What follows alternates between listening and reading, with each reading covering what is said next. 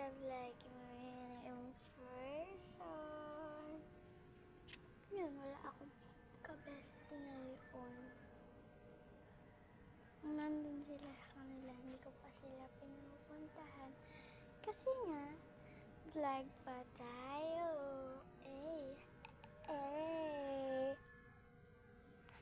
Vlog muna tayo bago natin sila sunduin. Mag-vlog muna